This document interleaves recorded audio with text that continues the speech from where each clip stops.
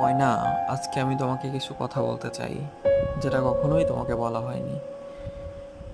আমি তোমাকে অনেক ভালোবাসি। কতটা ভালোবাসি সেটা আমি জানি না। তোমাকে দেখতে ভালো লাগে, তোমার দিকে তাকিয়ে থাকতে ভালো লাগে।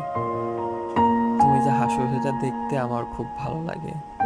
তুমি যে কান্না করো সেটাও দেখতে আমার খুব ভালো লাগে।